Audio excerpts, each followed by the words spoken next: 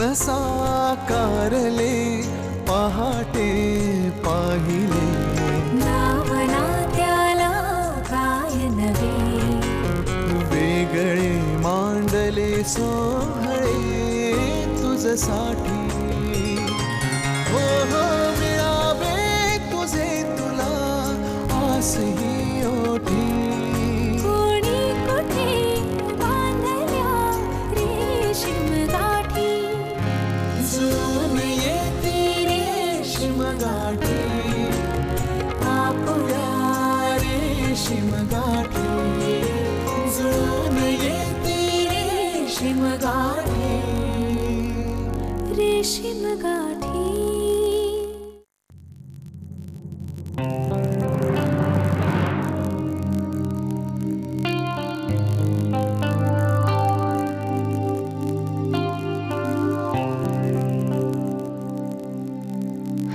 काय हट्टीपणा चाललाय मेघना?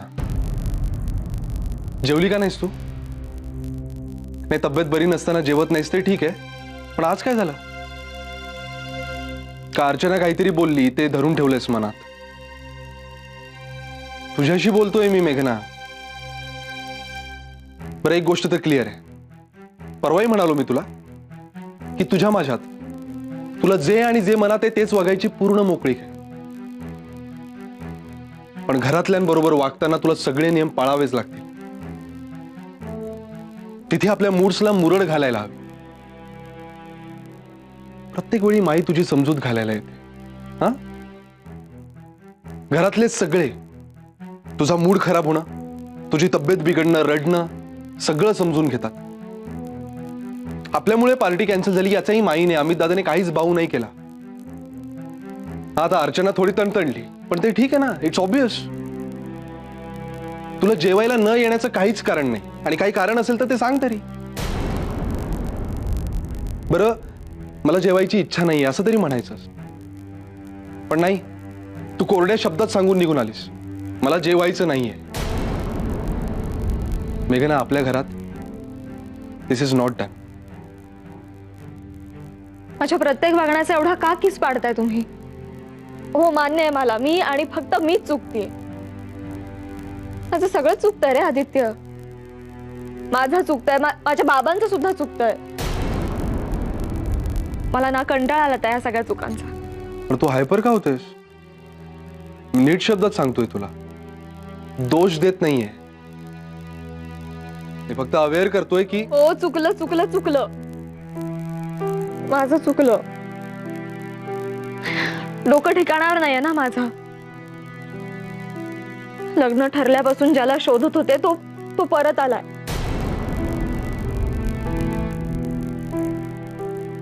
आदित्य नगरकर परत आलाय.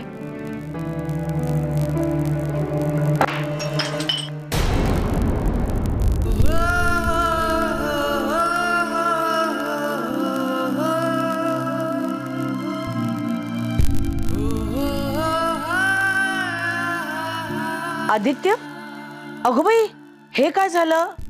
मला ना काहीतरी फुटल्याचा आवाज आलाच म्हणून धावत आले. काय नाही ग माई, ते हो, काही नाही माई. मी त्याला ग्लास देत होते, पण हाताला क्रीम लागला होता ना, त्यामुळे हातातून ग्लास निसटला. सॉरी हा माई. अगं सॉरी काय त्यात? ठीक आहे, असं होतं कधीतरी. पण आता हे काच भरायला पाहिजेत, हो की नाही? थांब, हलू नकोस आधी, मी आले. माई राहू दे ना, मी भरून घेते काचा. डोंट वरी. बर, ठीक आहे, पण आधी ओल्या फडक्याने भरून घे. आणि नंतर जमीन कोरडी झाली ना की परत केरसुडीने केर काढून घे. अगं नाहीतर कोणाच्या तरी पायात जातील काचा, आणि एखादा जरी तुकडा पायात रुतला ना तरी कठीण होईल. आणि तू हलू नकोस जागेवरतीच होईपर्यंत, कळलं ना? अगं काही नाही ग माई, स्लीपर्स आहेत ना पायात. बर, ये ग.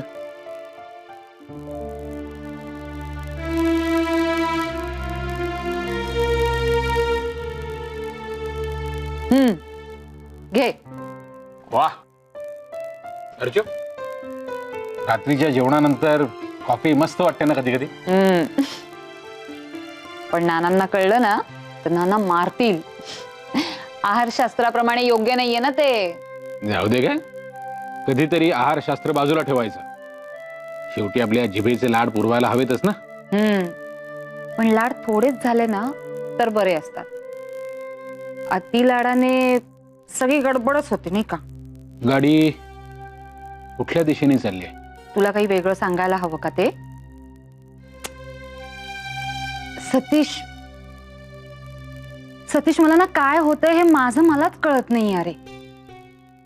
जेव्हापासून तुझं आणि त्या बाबाजींचं जे सगळं प्रकरण झालंय ना तेव्हापासून माझा जो मूड गेलाय तो गेलाच आहे.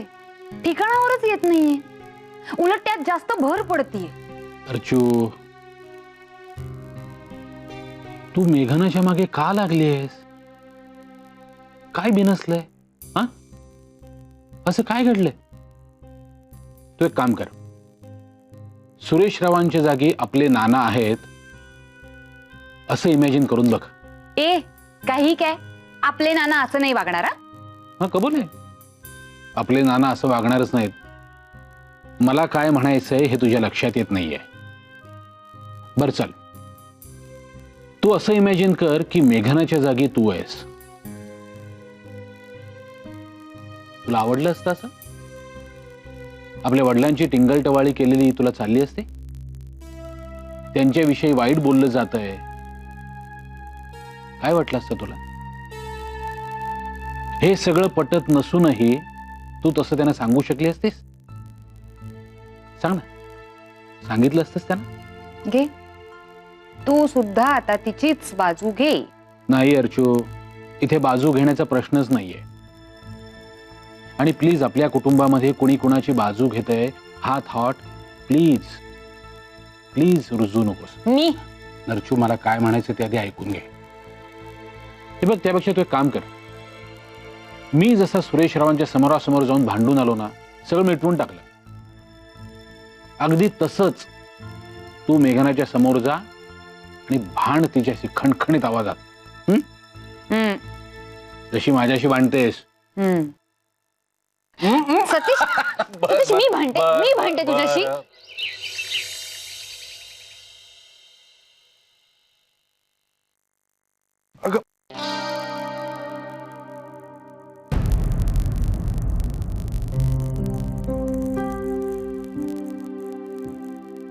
व्हेरी सिम्बॉलिक है ना?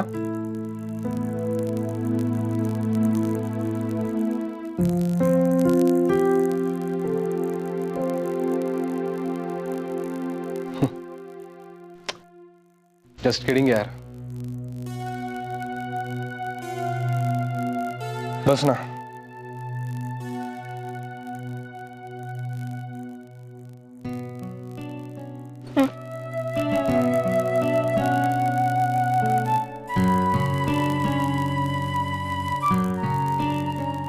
तुझ्या अपसेट होण्याची संगती आत्ता कळते मला.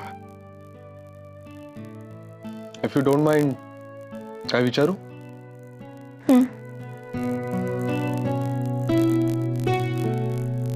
तो शेवटचा कधी भेटला तुला?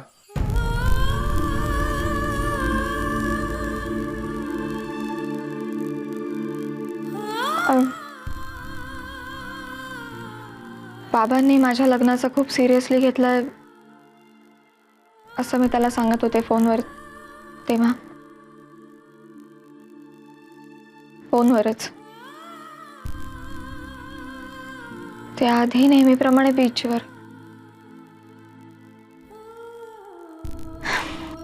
बाबांनी तो फोन कॉल ऐकला आणि माझा मोबाईल काढून घेतला.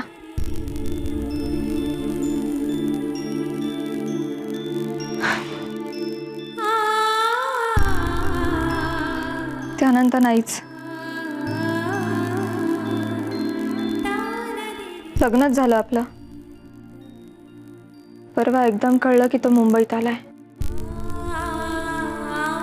त्याआधी इतकंच कळलं होतं की हिमालयात ट्रेक करत असताना जखम होऊन हॉस्पिटलमध्ये ऍडमिट होता तो. हो, म्हणजे कॉलेजमध्ये कळलं मला. It's okay. अच्छा, म्हणजे तो समोर येईल, पुन्हा भेटेल म्हणून कॉलेजला जात नव्हतीस का?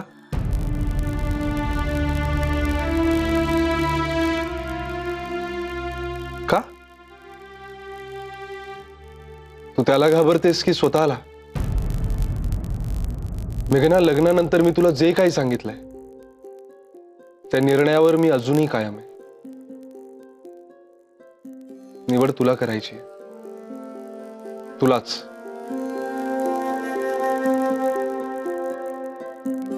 तुला तुझं खरं प्रेम मिळण्याचा हक्क आहे आणि मलाही हक्क आहे प्रेम खरं आहे का हे पारखण्याचा. तू नेहमी ज्याचा उल्लेख करतेस त्या माझ्या चांगुलपणाचं किंवा घरच्यांचं दडपण घेऊन जर तू माझी निवड करणार असलीस तर ती तुझी आणि माझी फसवणूक होईल आणि ती नकोय मला. प्रेम कसं अस्सल बावन कशी असायला हवं.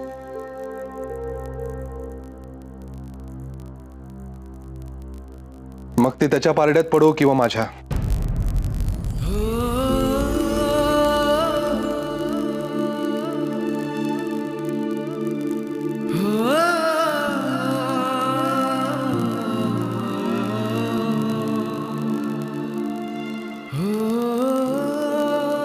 मेघना, हा तुझ्या आयुष्याचा प्रश्न आहे.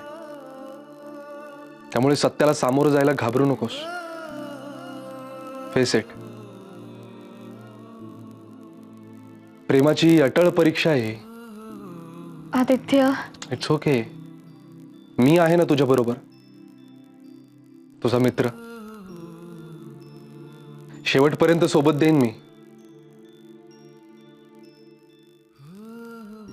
पण निर्णय अखेर तुलाच घ्यायचा आहे.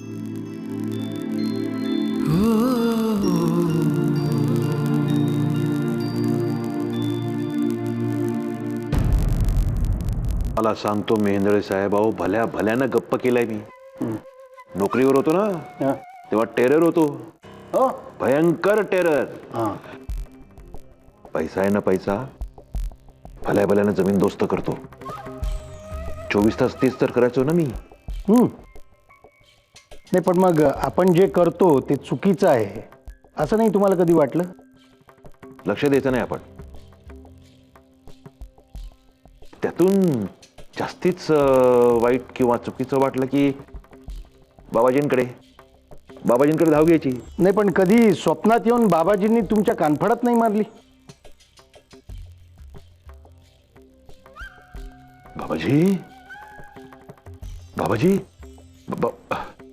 बाबाजींनी हे पण सांगितलं तुम्हाला? मारली होती बाबाजींनी, 2-4 वेळा कानफटात मारली होती. हो. काय आहे, मी हे असे पैसे खातो ना,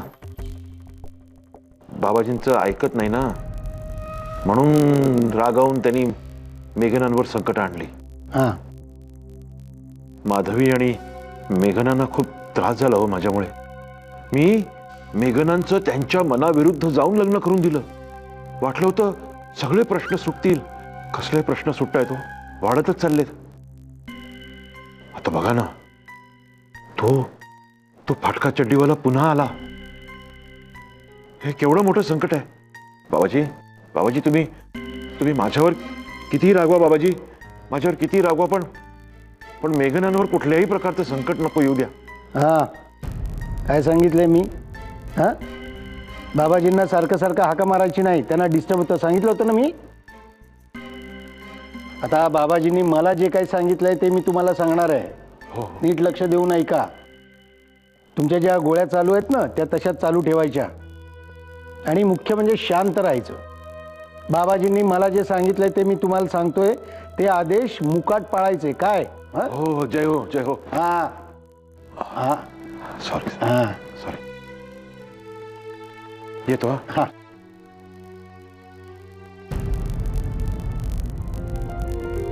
थँक्यू.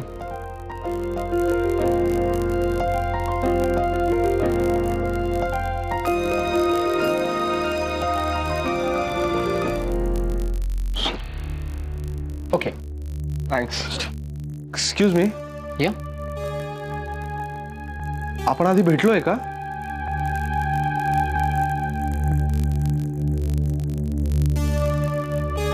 सॉरी. ओके.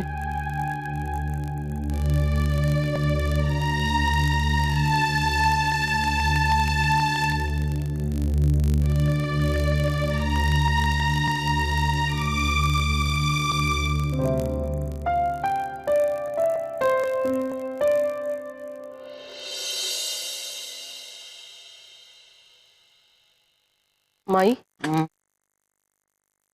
सगळंच असं जरा डिस्टर्ब झाल्यासारखं वाटतंय नाही? अर्चू पण ना कधी कधी फार ताणून धरते आणि मेघनाचं तर कळतच नाही मला कधी कधी.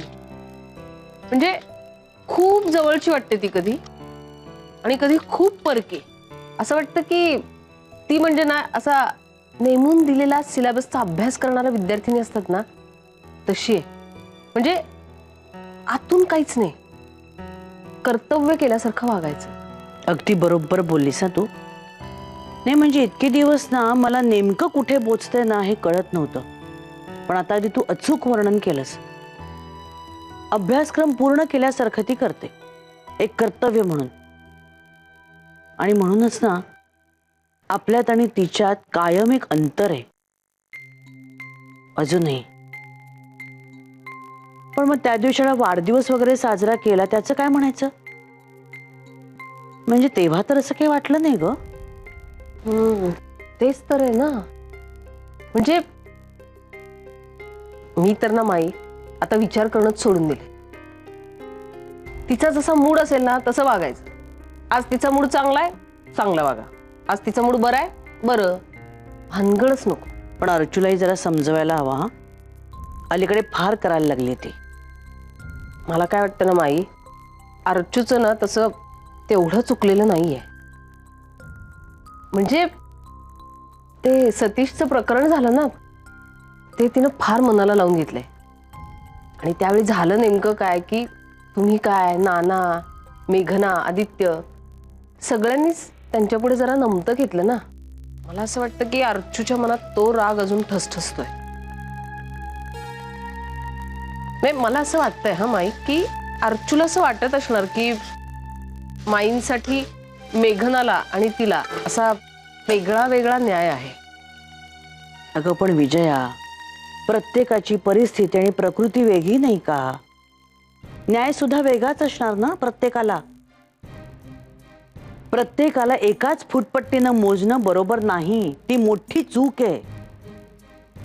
अगं विजया, अर्चनाचा स्वभाव वेगळा, मेघनाचा स्वभाव वेगळा. एकीचा न्याय दुसरीला कसा लावू शकणार आपण? योग्य नाही ना ते.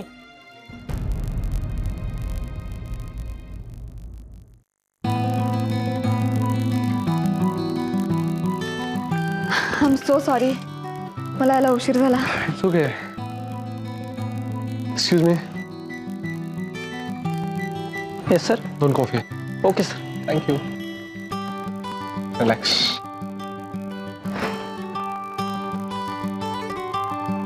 मोकळं वाटतंय ना आज? किती दिवसानंतर बाहेर पडलो आपण.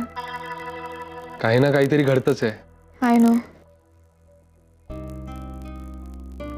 कधी कधी वाटतं आपण दोघेच स्वतंत्र राहिलो असतो तर सोपं गेलं असतं कदाचित आपल्याला. ए प्लीज प्लीज गैरसमज नको करून घेऊ. माझी फॅमिली विषयी काहीच तक्रार नाहीये. मला म्हणायचं एक्सक्यूज मी.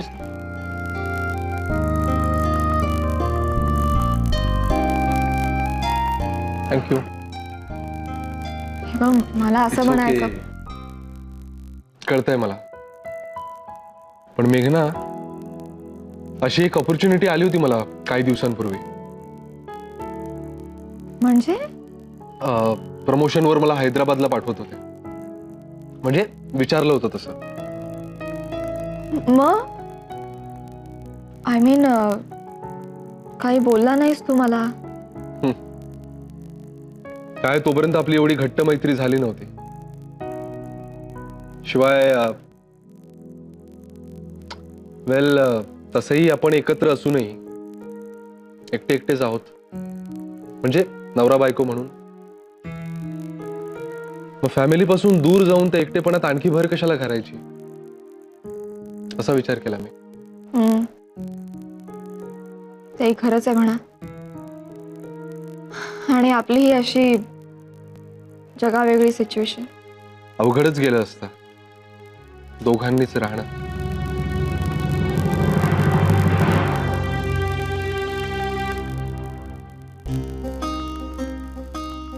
इथे आपलं नातं 4 माणसात लपून जातं. दोघं वेगळे राहिलो असतो तर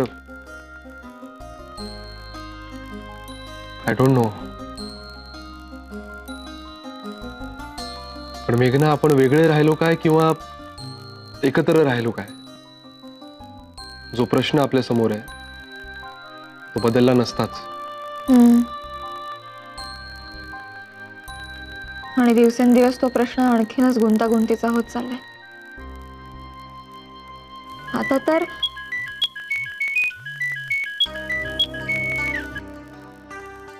हॅलो. हो निघतोय. पोचतो एक 15-20 मिनिटात. Okay, bye.